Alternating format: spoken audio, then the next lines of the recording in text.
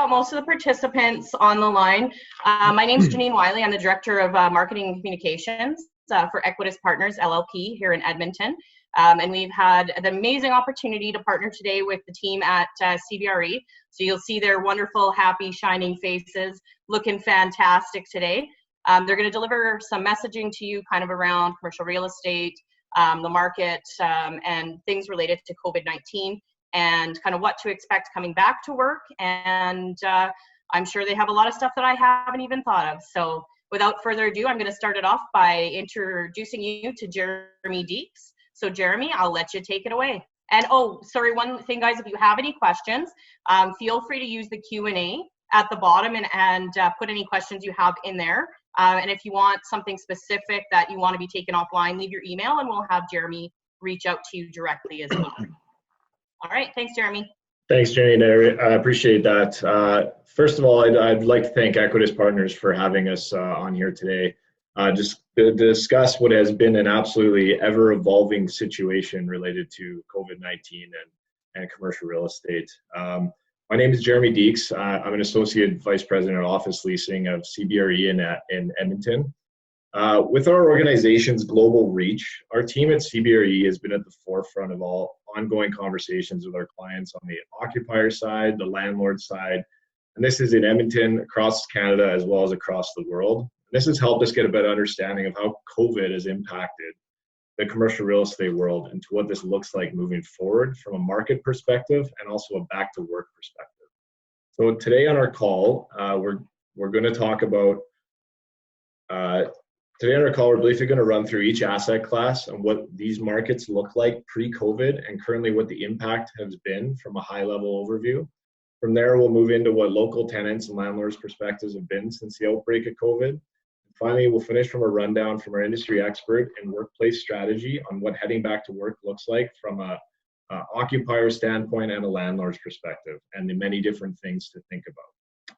We'll have a significant amount of time at the end to answer your questions, as Janine mentioned, so feel free to put these in the Q&A. We can also live answer them as much as we can, but we will have some time at the end to answer any questions. So I encourage you to ask as many as you have. With that, I'm going to turn it over to our national investment team to do a market overview on all the different asset classes. This team has done a great deal of work across with over 20 years of experience. Well, Dave's been in it for over 20 years across all asset classes, including office, retail, industrial, multifamily, and development land in Edmonton and throughout the prairies. In 2019 alone, the national investment team was involved in just over $1.2 billion in commercial real estate sales, with notable transactions of Stantec Tower, Edmonton City Center, Village Landing, as well as a large industrial portfolio. This team is a market leader when it comes to capital market expertise in the region. And with that, I'd like to turn it over to Dave Young, who runs our national investment team. You're on mute, Dave.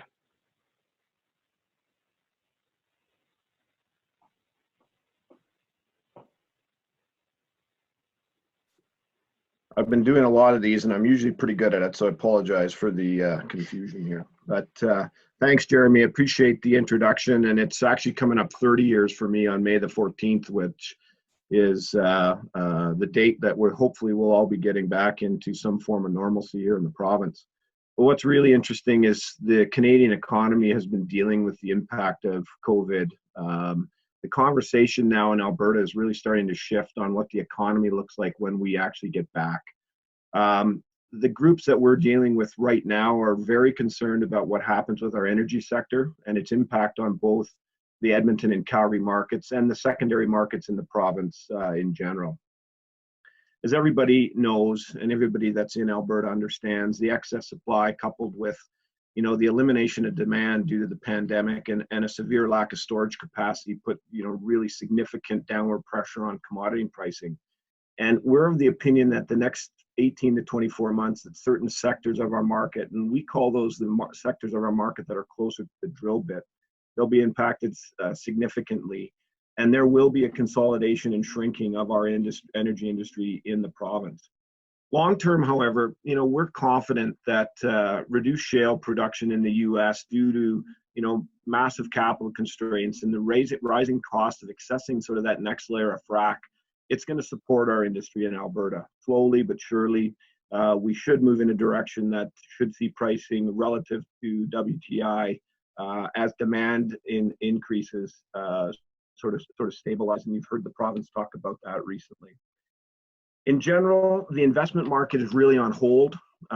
There's really been no price discovery. People have been asking us about yields, cap rates, price per foot, where are rental rates going.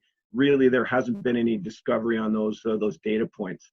The other thing that's challenging the investment market right now is the investors that we are dealing with, both buyers and sellers, are really not reviewing many new opportunities as they're trying to manage their existing portfolio.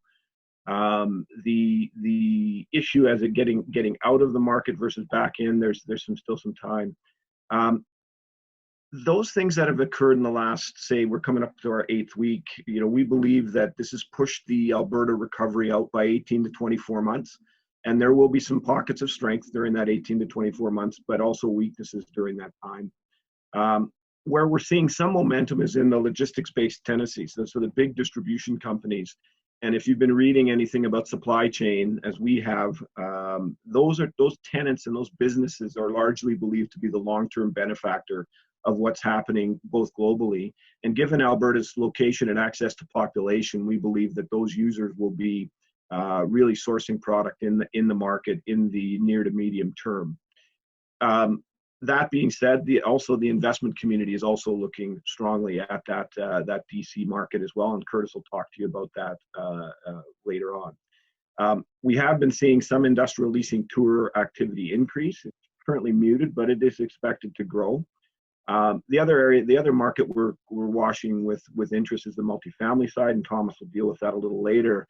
And we believe that after dealing with the short-term cash flow issues that some landlords are experiencing, demand from the investment community will pick up. Office and retail, on the other hand, probably the two most interesting office or asset classes to watch. And we believe that as the pandemic ends and we get back into a more regular market, excuse me, the demand from the investor will be skewed towards core and core plus, just given the state of both markets in Alberta, Edmonton, and Calgary. What we're looking at the office market, and Mark will talk about this in greater detail, is really what's going to stimulate demand. And we believe that there's a fledgling tech business here in the province that we're watching with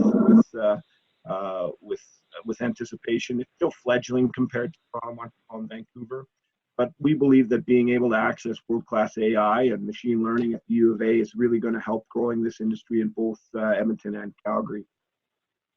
As I said, the market's really quite quiet right now. There's limited product in the market, and if anything is in the market right now, it's really being targeted by opportunistic buyers. We've taken the approach of solve, not sell right now. We're trying to underwrite a lot of product right now, but going to market currently is very, very challenging, just given the nature of the capital that's out there. And the other thing we're watching right now is there are a few significant receiverships in the market today in Alberta. There are more discussions occurring with various lenders about potential workouts, but we believe that we won't see the impact of this until once the government subsidies ends and both the impact of both COVID and the sluggish energy markets are understood. So from here, Curtis is going to give you a bit of an update as to what we're seeing specifically in the industrial market, and then Thomas will deal with retail, multifamily, office, and the debt market. So over to you, Curtis. Thanks, Dave. Industrial real estate across Canada seems to be performing quite well during this COVID crisis. Occupancy remains high, and rental collection rates are only really surpassed by the multifamily sector. The need to keep more product on hand to defend against future global supply chain disruptions, as well as the current ramp up in e-commerce penetration that is expected to persist post-COVID, will lead to increased warehousing requirements going forward. Owners, brokers, investors, economists across the country are in agreement that industrial will come out of this crisis stronger than ever. However, Alberta is a unique case, and we need to layer the energy sector issues into the analysis, and this is likely to persist even after COVID lifts. Western Canada Select, the benchmark price for Alberta crude, has recently climbed from sub $5 a barrel to almost $20 a barrel in the last 7 days. However, that's still not high enough for our producers to turn a profit. So leasing tour velocity has ramped up over the last 2 weeks, but a lot of the activity is being driven by downsizing requirements or functionality issues with occupiers' current premises. There's been a few short-term deals, but no substantial commitments by users. We also aren't seeing any new entrants into our market as of yet. Now, turning to the various product types, warehousing and distribution properties are weathering the storm quite well, and landlords are demonstrating high rent collection rates in the medium to large bay buildings, owing to the previous discussion about increased inventory requirements going forward. We do expect a flight to quality for both tenants and investors that should keep pricing stable on this type of product. We are seeing some difficulty, however, in the small bay product, as that tenant mix is typically smaller local private companies with weaker balance sheets and just a reduced resiliency in times of crisis. They also tend to have a greater concentration of revenue attributed to the energy sector than larger bay product. So landlords of small bay buildings, they've seen an uptick in rental arrears as well as business failures. And as vacancy rates increase, we are expecting rental rates to pull back as landlords compete to fill their buildings. And with reduced rental growth prospects over the short to medium term, we are expecting values to fall accordingly. Then we have the energy and manufacturing sector, which is largely concentrated in South Edmonton and the Nisku-Leduc corridor. We are anticipating significant pain in this space as energy or energy-related companies, often highly leveraged, see their revenues fall off substantially. There will be a number of business failures, a lot of M&A activity and consolidation, and the end result overall will be a smaller energy sector occupying less real estate. The large number of vacant buildings expected to come to market will lead to substantial price compression, and this will further erode rental rates as landlords they start to struggle to attract the reduced number of players in the market to choose to rent versus buy. So in summary, we are expecting warehousing to do well and the energy sector to struggle. We are expecting quality buildings to hold occupancy and marginal buildings to see occupancy and rents erode. In effect, good assets just got better, and the spread in value and buyer interest between Class A and Class B assets is going to widen significantly. Now, we're a city of 1 million people. There will always be a market here for industrial real estate, but pricing will need to be adjusted to reflect where the buyer's mindset is today. With that, I'm going to pass the floor over to Thomas. Thanks, Curtis. So first, I'll touch on the retail investment market. And, without a doubt, the retail market will be hit the hardest from COVID-19. Historic vacancy has hovered around 5% in this asset class, as there was a consistent supply pipeline to keep up with our nationwide leading retail sales per capita. This vacancy rate will trend upwards, but will not be known for the next few quarters. We will begin our mid-year data collection in June. However, this will likely be too early to capture the true retail landscape moving forward. National rental collection was approximately 64%, with Alberta lagging behind at 44% on average. Enclosed and outlet malls have struggled the most during the shutdown, with rental collections below 25%. Unanchored strip centers ranged between 30 to 60%, with grocery anchored centers at 60% and up. With respect to May, most tenants are looking to cover operating costs and asking for base rent deferrals. We wouldn't be surprised if May rent collections were upwards of 25% lighter versus April. We believe that long-term retail will survive, albeit under different parameters. Alberta is filled with entrepreneurs who consistently come up with new formats of customer experience. We expect rental rates to erode and the potential for an increase in percent rent clauses to help protect the tenant's downside risk moving forward. Groups will likely look to take advantage of the increased vacancy and move locations to superior centers that were otherwise never available pre-COVID.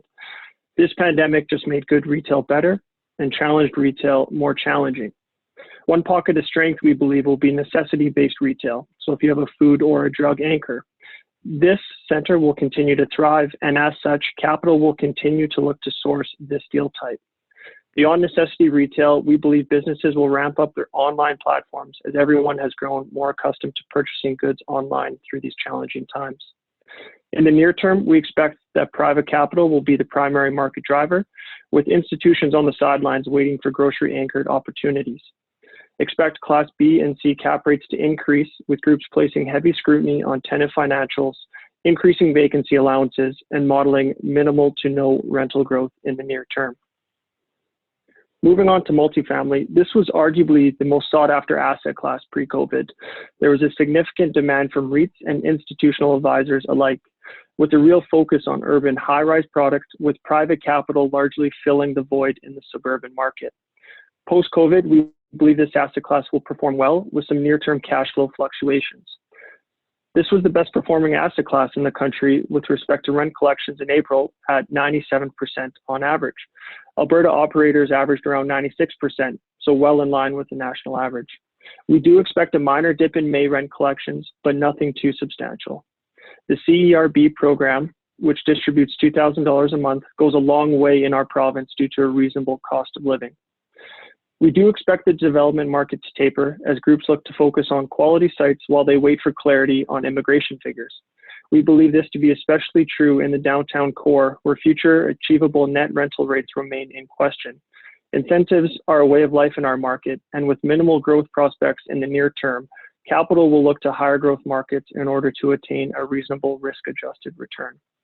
We believe that the private capital will be the primary driver post-COVID as REITs and large institutions sit on the sidelines until there is some form of clarity in the oil market and immigration. With respect to the office investment market, while the majority of firms are not operational in their physical premises, many have been able to transition to a mobile workforce and remain some form of productivity. This has enabled the office sector to average 90% rent collection in April, with Alberta actually outperforming the national average with an average collection rate of 96%. A trend that emerged pre-COVID was asset stratification within each asset class, i.e. not all Class A buildings are alike. Investors became very granular and focused on property level fundamentals and how the specific asset stood up versus its competitive set. This will be a trend that continues post-COVID. Capital for both downtown and suburban product is very selective. There will be heavy scrutiny on tenant covenant and near-term lease expiries. Landlords are best to de-risk the asset as much as possible. That being said, there is still demand for office investment in our market, as evident by the $1.2 billion of downtown product our team has sold over the past 2 years. We expect investor underwriting parameters to shift away from cap rates and focus mainly on price per foot and supporting IRR. Moving on to the debt markets have begun to steady after a turbulent 6 weeks. Despite bond yields compressing to historic lows, spreads remain elevated as lenders look to implement floor rates for conventional financing. Expect quotes on the conventional debt side in the 3.25% to 4% range, equating to spreads north of 325 basis points over the 5-year bond. CMHC financing remains available, with many mid-market multifamily builders looking to take advantage of low interest rates and attractive programs such as the MLI Flex. Liquidity in Alberta does remain low at this time as lenders remain cautious. Lending will be more relationship-based in the near term, with regional banks filling the capital stack from the debt side. With that, I'd like to pass it back to Jeremy. Thank you, Thomas. Appreciate the insight from our very detailed insight from the National Investment Team. Next, I would like to turn it over to Mark Anderson. Mark and I are part of the Edmonton Office Advisors team. We represent occupiers and tenants and landlords alike. This varies from large multinational tenants, local organic tenants, large institutional landlords, as well as local landlords. So, Mark, I'd like to ask you, what are you seeing from an office perspective on the leasing side? Yeah, well, thank you, Jeremy. It's, I think for office in particular, and once again, to kind of contrast everything that we just went through, to look at the day-to-day leasing operations, it's really important to recall where the market was pre-COVID, so we can properly identify and quantify what's going to be a result of COVID and what we already had impacting our office market. So really, at the end of 2019, the total occupied space in Edmonton had shrunk by 100,000 square feet. This meant that our citywide vacancy peaked at 19.5%. And I know we've all heard vacancy stats over and over. So just for a little bit of context, we really see that a balanced office market occurs, for a balanced market wherein tenants and landlords are perceived to have equal negotiating power, usually occurs at just under half that vacancy. So 8 to 9% is what we would define as kind of a balanced market. So it's safe to say that leading into this crisis, we were already very deeply seated in a tenant's market. At the time, forecasting for 2020 didn't look a whole lot different. We were expecting a sluggish but relatively stable energy sector. And at the time, the biggest hurdle that we were forecasting for 2020 was the anticipated contraction of one of Edmonton's largest tenants, the Government of Alberta. Obviously expecting that the UCP, through their mandate to reduce the overall size of government and reduce spending, was going to manifest itself in an overall reduction in square footage downtown. So that's really all that we were anticipating as big hurdles for this year.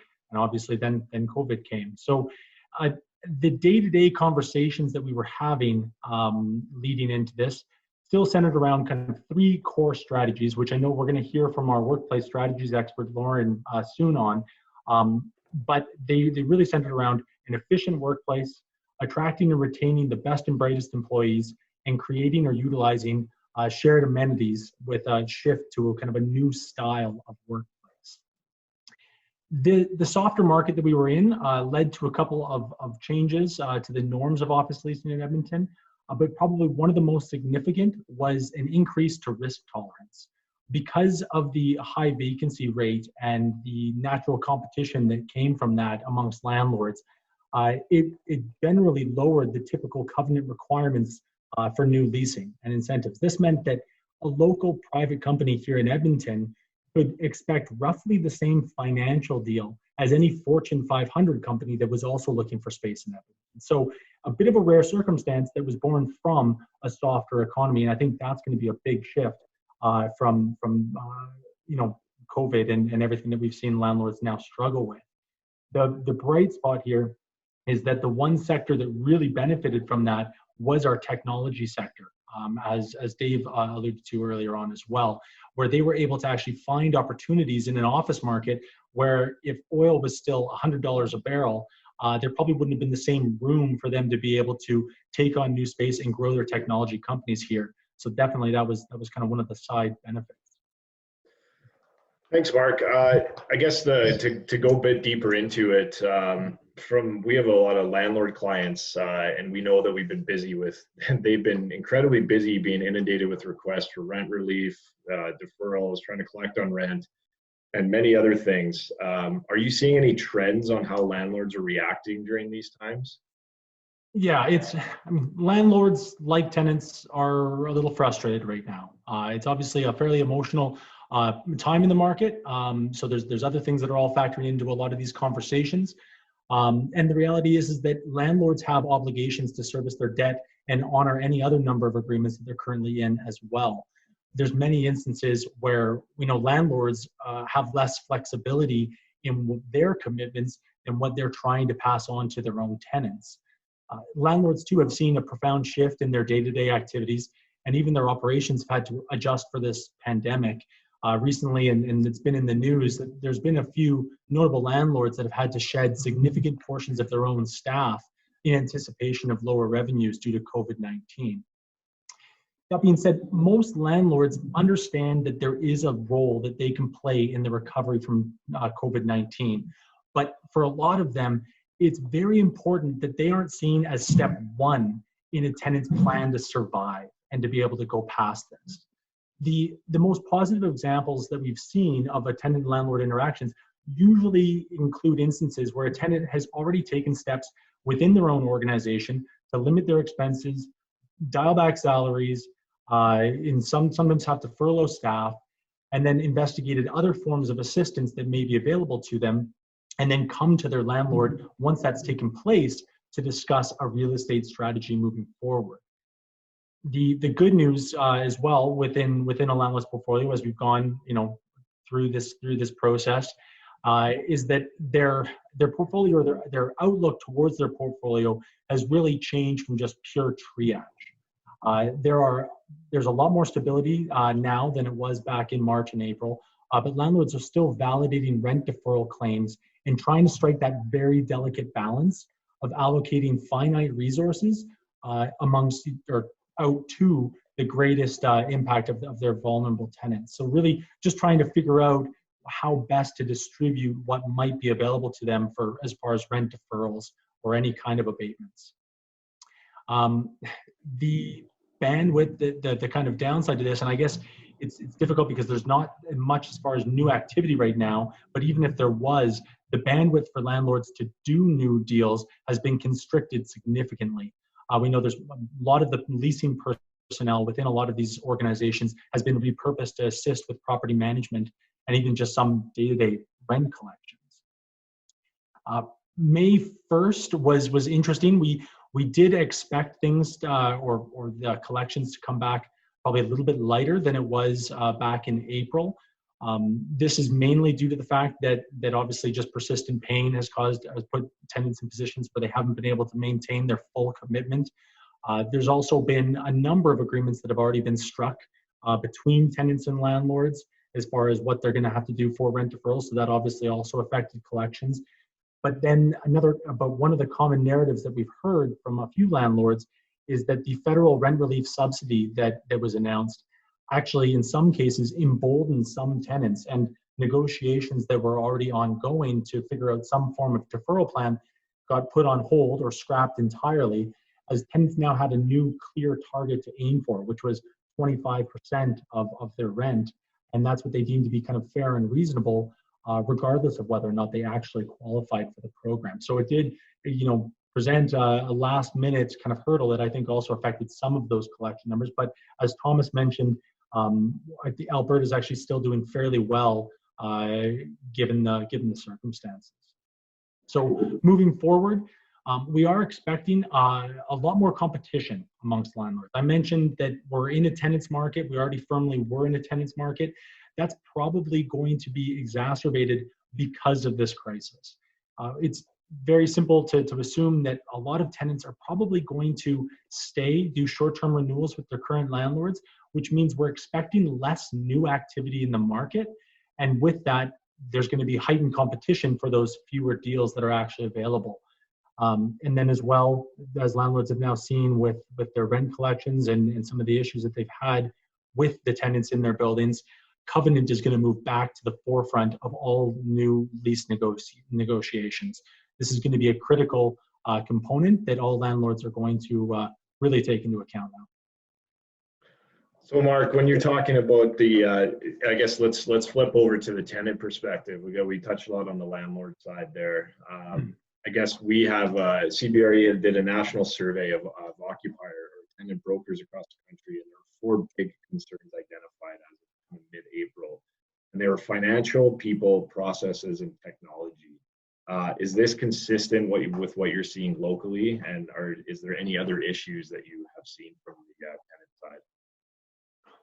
Yeah, so immediately when COVID kind of came through, the immediate concerns and struggles were really just centered around working from home and implementing systems to accommodate that. This pain was really felt by everybody, and it quickly became apparent which businesses had already set themselves up for a mobile workplace and which were left scrambling with kind of out-of-date systems. I think it's kind of interesting to say that a lot of businesses in Calgary actually were able to deal with this a lot better than other counterparts or other peers nationally. And this really isn't too much of a surprise, because Calgary had a similar crisis in the form of a massive flood that came through in 2013, which shut down a significant portion of the downtown core. So it already forced a lot of these businesses to go and work from home and shut down their businesses. And that caused a lot of these companies to reinvest in their business continuity planning and really scrutinize that. So then when it came time to do the same for COVID-19, they were actually very well prepared for that. I like to bring up that anecdote just because this really reinforces one of the main takeaways that we expect come from this pandemic, which is a much stronger emphasis on that continuity planning and flexibility in real estate solutions. So So that was definitely one of the kind of first objectives they had to take care of. Then next, as soon as everybody could figure out how to work from home, the next need was obviously preserving capital. Many companies had to make tough decisions on staff and salaries, and at the same time, they started to begin looking at mitigating their real estate costs. We've all probably heard about a few companies that even went so far as just simply not pay rent. So it's, as a percentage of our market, Edmonton has much less in the way of flexible real estate solutions when compared to other markets. This meant that companies in Edmonton generally revolve in lease terms of 5 to 10 years in length. And when you're in a lease that has that much term left, usually, there isn't much for mechanisms for reducing rental obligations. But as I mentioned before, with in cooperation with a lot of landlords, there has been success with tenants figuring out ways to minimize that short-term cost. The most common mechanism that we've seen has been just simply getting a whole bunch of rent up front, usually 3 to 4 months has been kind of the numbers that we've heard most consistently at this point, and then being responsible to pay that back over the next six months or a year, or even just taking the aggregate value of that rent and rolling that into a new per square foot rent or rental rate that would be paid out for the remainder of the term. For tenants that have more certainty in their business post-COVID, they may have had the option to extend or renew their lease early and allocate any lease inducements as free rent over the next few months. That's the other kind of strategy if you had more certainty in your business. The real trouble is that the market and the pressures from COVID are changing daily. So it's really difficult to negotiate relief for tenants when it's uncertain how long or how deep this pain is going to run. And the government, or the recently announced commercial rent relief subsidy program, unfortunately, due to the way that it was announced and the lack of details that were immediately provided, probably created more confusion than clarity to these already very delicate discussions. There's no doubt that something like this is needed and required, but the way that it was rolled out probably won't bring much benefit in the immediate short term. So those were kind of the immediate concerns, the midterm concerns, and then that really brings us now to where things are, in the final stage, which is what does it look like as we try to get back to work? Yeah, Mark, your last point is a really important one. Is that it's the same as in that same survey we did above. There was on April 28th, 79% of occupiers or tenants are expecting to return to work by the start of July. Yet only 34% of these groups have a plan in place for their return to work. So that's obviously a significant gap there. So this leads us actually right into our next part of the presentation, which is what going back to work actually looks like. So I'd like to, I'm going to turn it over to Lauren Bergman with our Workplace Strategy Division. Lauren is our Managing Director for Workplace Strategy in Western Canada. She brings local market expertise that integrates global insight with industry-leading tools from the CBRE Global Workplace Strategy. So I'm going to turn it over to Lauren, and she's going to speak on what it looks like to get back to work. So good morning to everyone. It looks like we have about 50 people here with us today, and I think this is a very top of mind topic, how we are going to go back to work. I know it's top of mind for CBRE. We have approximately 22 offices across Canada and over 2,000 employees, and of course, very, very top of mind for our clients. So I'm just going to walk you through some of the things that we are looking at. These are excerpts actually from our own playbook as it's developing, and I think it'll be really helpful for you to see kind of the process and some of the things that you really need to pay attention to. There's really 3 pillars here that we need to concentrate on. Obviously, the community readiness is one piece of it, but we are really focusing on the facility and the employee readiness. So as an example of our facility readiness, we're going to be talking with all of our landlords for each client and really understanding where the building is at as far as staggering employees coming in, how they're going to deal with employees coming into each entrance as well as the elevators, but also looking at cleaning protocols very closely with them. One thing we're often negating is the employee readiness from at-risk employee considerations. Some of your employees may be at risk, so you're going to need to look at that as you start to say, okay, who's really going to come back to the office? You're still going to be having people working from home. And then you're also going to be looking at the commute of your employees as a very trying to minimize your risk moving forward, mitigate that if they are on high transit or not, high-speed transit. And there is a saying, it takes a village. As far as getting your offices open again, there really is a need to get a full, robust committee. You may not have all these roles established, but that's okay. We're trying to prove the point here that you need to involve your technology, your finance, your HR people, as well as your operations to really map this out moving forward, because there's a lot to do just in leading up to getting everyone back. Communications will also be key. So getting a large panel of a committee together would be really, really important.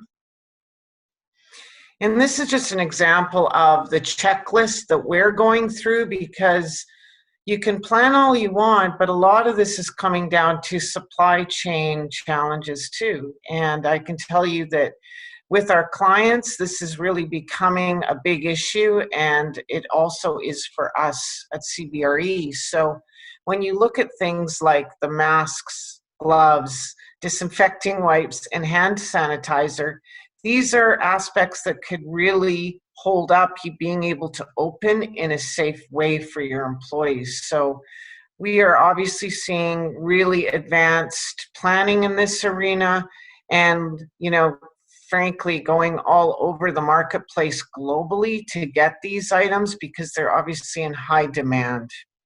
So this is just an example of some of those checklist pieces that we would be looking at before we get into actually getting people back in the office. And if we're to look at a schedule, just as far as how we are recommending approaching this, really the reopening and the planning starts even before the criteria is met. You need 1 to 3 weeks in this area of the criteria being met. And in that first week, you may only have 5 or 6 people coming back to the office that are making the workplace ready for every employee, for your employees to return. And when we talk about return at CBRE, and maybe you're seeing this too, we aren't going to be rolling into like 40% of our people coming back, or even 50. We're looking at more of like a first 5%, then 10%, then 15%. But this preparation week is key to demarc areas, lay down arrows, start to look at different ways that we're going to look at social distancing in the workplace. Then as we look at week 2, again, maybe 5% are coming back to work. We still have a lot of people working at home. And then we look at our select teams into weeks 3 and 4. And this is probably going to be, again, phased, and it might even be done with shifts depending on what the building is doing as far as allowing employees to come back. So again, working closely with the landlord is key here. And then week 5 and moving forward, we recommend that you're constantly looking at and reassessing as you add numbers. You're really looking at refining your approach based on spaces and how they're being used, and getting employee feedback. So again, looking at an example of one of our checklists moving forward, we're looking at encouraging our meetings to happen this way, frankly, quite often moving forward, because meeting rooms are an opportunity, again, to not practice proper social distancing. So That's going to be really encouraged for us and both our clients. We're also going to monitor and enforce new policies and protocols constantly throughout the office. So this is really our operations people being able to have that bandwidth to really monitor closely what's actually happening. The other thing that I think is important, just pointing out the implementing a clean desk policy on all assigned and shared desks is really going to be a big challenge because there's a lot of clutter in the office right now. And to get that proper cleaning, that prep and storing people's personal items is going to be key. So this gives you some tangible examples moving forward of what it might look like. The elevators, for instance, you might not be touching the actual elevator buttons. There might be somebody doing that for you. You might be allowing 4 people in the elevator, depending on the size. Did we just lose my share screen? Yeah, we did, Lauren. Okay, do we see that? Yeah. Great. So this is, again, looking at just getting up into the office. This social distancing is going to play a key role, working with the landlords, again, to understand that. If we start to look at workstations, there is talk of a lot of, higher screens coming into play. I think the biggest and most important part of this is actually not sitting face-to-face, if at all possible, and definitely getting one seat apart in almost all areas. As we look to meeting rooms, you can see that we are looking at every second seat at least being demarked as you cannot sit there. And then we get into other areas, like we have our cafes, but there's cafeterias in larger facilities. I actually think most of our clients, as well as us, will not even be having these operational right away because they're high, what we call hot zones, and too many opportunities, frankly, to spread germs moving forward. So we might be closing those off. Larger facilities might look at how they can, again, demarc those areas and really make sure that they have the social distancing throughout the facility. So communications is going to be a really, really important piece to make your employees feel comfortable coming back to work. And this is really a complex, frankly, roadmap to getting there, in that it does take a village. So the first thing you're going to be doing is really getting your facilities approach to re-entry, and you're going to be communicating that to your employees, what it looks like, because there are a lot of expectations out there that we're kind of all coming back. So getting that clearly communicated will be key. Then you're going to be looking at, in week 3 to 4, how are you actually phasing the teams and the occupancy? And again, communicating that very clearly. And then as you roll out into week 5 and beyond, you're going to be getting into maybe subtle changes throughout and maybe altering your recommendations. But as far as your communicating package in general, you're going to be looking at behavioral changes, such as gathering in kitchenettes and elevators and shaking hands. You're going to be posting signage and stickers to indicate capacity and specific action to be taken when using spaces.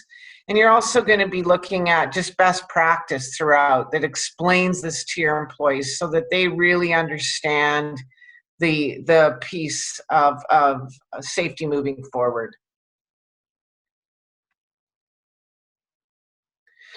So when we approach this for our clients, we're looking at it in kind of 3 different buckets.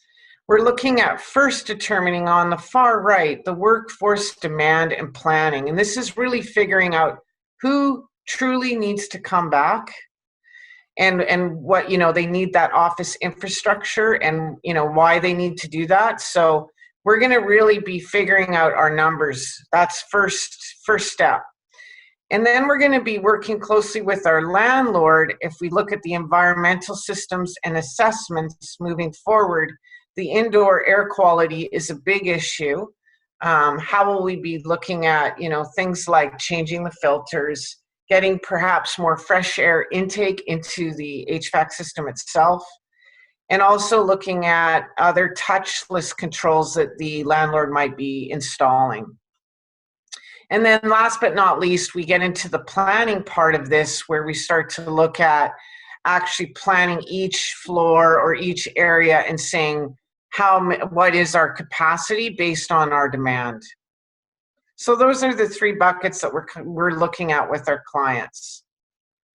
And now as we look to the future, we start to think about, well, what's this going to look like post-COVID?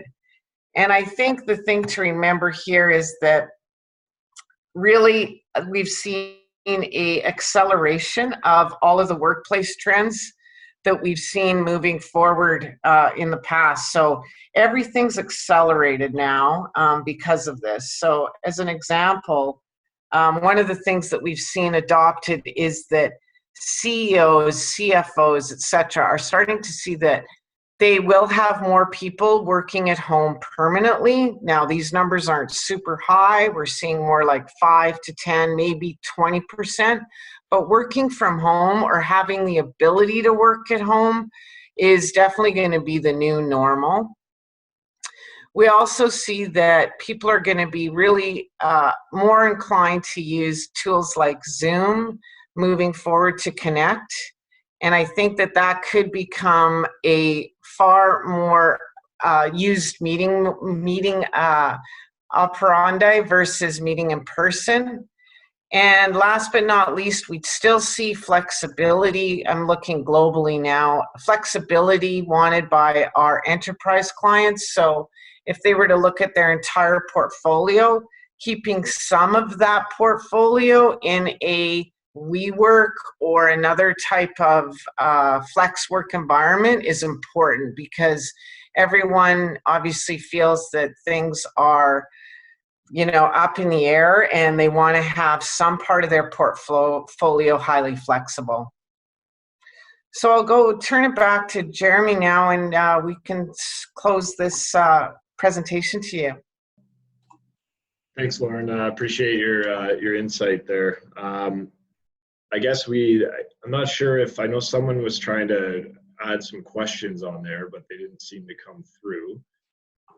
So at this point, we will wrap it up, but I encourage you, I'm going to pass our information on to Janine, and I do encourage that if you do have any questions on any of this stuff, feel free to reach out to any one of our team at CBRE.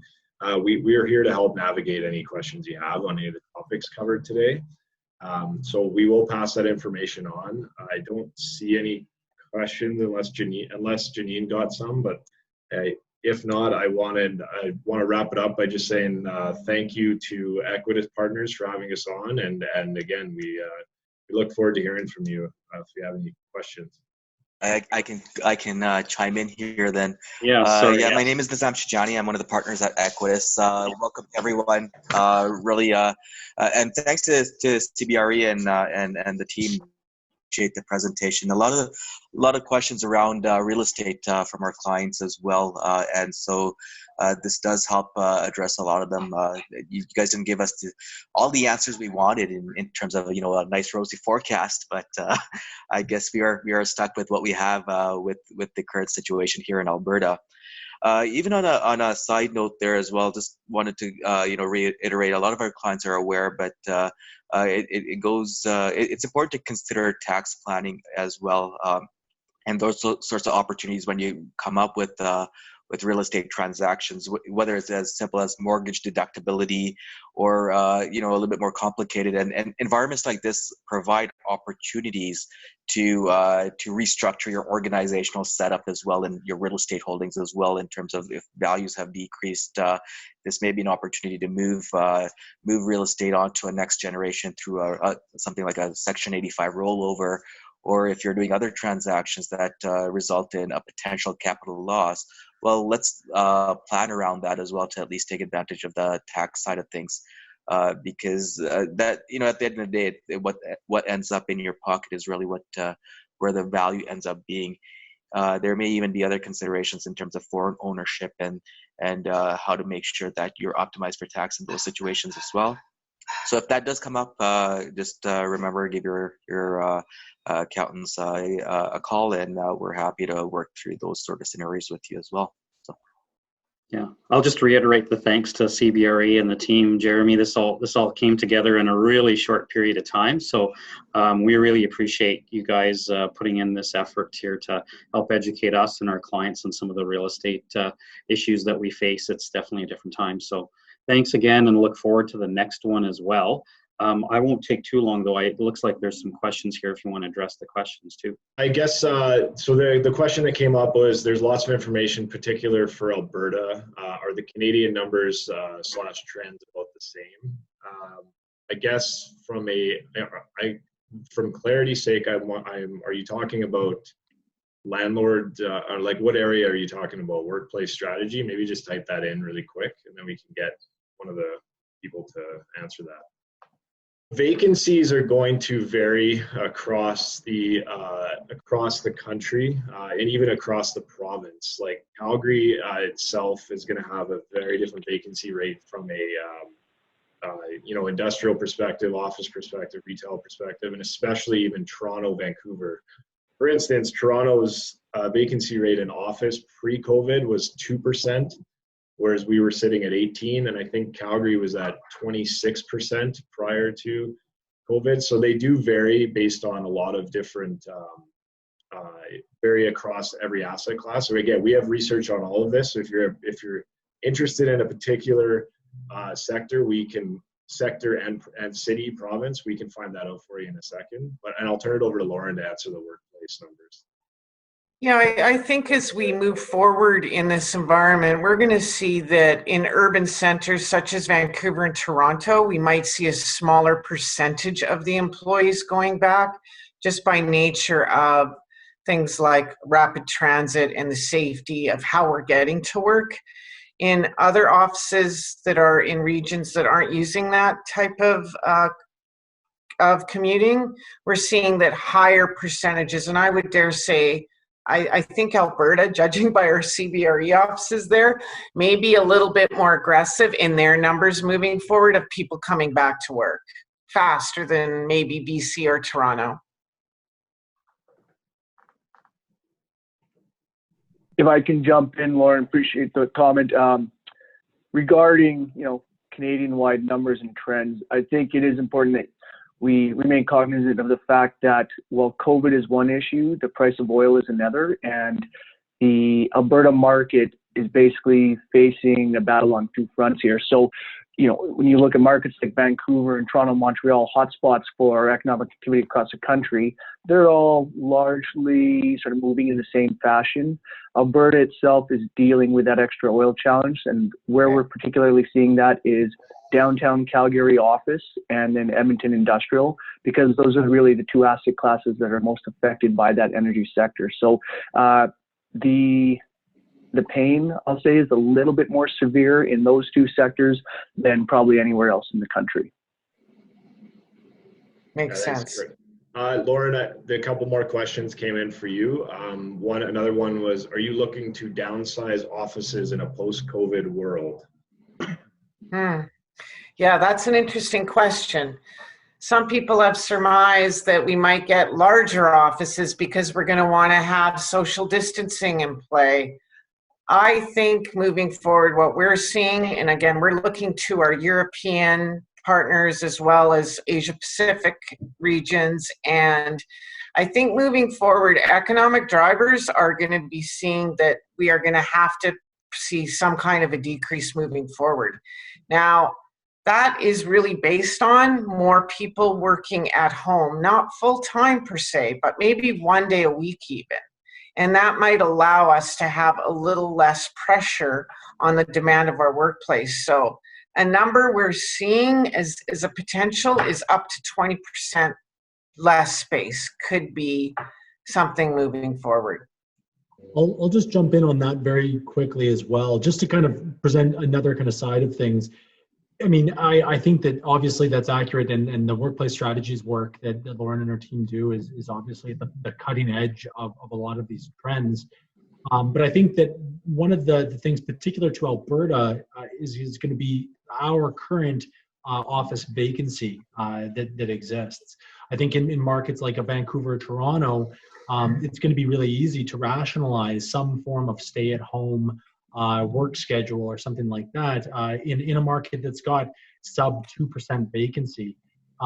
In a market like Edmonton or Calgary, when you've got vacancies cresting 20%, I think that's going to change a little bit. There's not quite the same ease to rationalize that kind of decision, but it is. I hear you. Okay, Yeah, I think that's a valid point. But one thing I didn't I just add to this is that I think employees are going to want to work at home now, and managers and even the C-suite is going to be more comfortable with that, again, to a certain degree, because this helps people have work-life balance. It creates greater autonomy. When we talked about accelerating some of the workplace trends, this is one of the ones that I think has been accelerated post-COVID, that employee autonomy. So less about space mark and more about employee focus. Yeah, and I think, Lauren, I think your point about work-life balance is key. Is there's still a balance that people are still going to want to go into an office and connect with people and have a cultural side, but I think there's again, the balance of being able to work from home or having that time at home. So yeah, even just one day a week. Yeah, exactly. So I had another question that was, in a pre-vaccine era, what would the drivers for people to get? What would the drivers be for people to get back into the office? So a few things to really keep in mind is when we think about your employees and if they're going to come back into the office or not, is anyone in their family at high risk for getting the virus? We would want to really make sure that those that are compromised in any way, employees or family members, would be considered, hopefully they can work at home and continue to work at home. We'd also want to look at their commute, as I mentioned earlier, whether they're on rapid transit or not, because a lot of people are uncomfortable with that moving forward. But I really think this comes down to who honestly needs the infrastructure of the office. Again, pre-vaccine, post-vaccine, very different. But pre-vaccine, I think companies need to mitigate their risk of having a potential outbreak in the office and then the cleaning costs that are ensued after that. So that ability to really figure out who in your teams needs the infrastructure, who is seeing production or productivity go down versus up. All of these factors are going to be important in how we determine who comes back first. Thanks, Lauren. We'll answer one more question here. It's the last one, and then we'll wrap it up because I know people have busy days. The question was, and I think Mark, you could probably answer that: if contractions or early termination options are in current leases, do you see landlords trying to negotiate better rates to avoid having empty buildings? So I guess anyone can comment. I guess the question is better rates for who? I mean, yeah, it's they will do whatever it takes. I think, as Thomas also alluded to, securing their rent roll and securing the tenant base in buildings is going to be critical for landlords moving forward. So if they have looming expiries or termination options, doing whatever it takes to mitigate that, will be critical.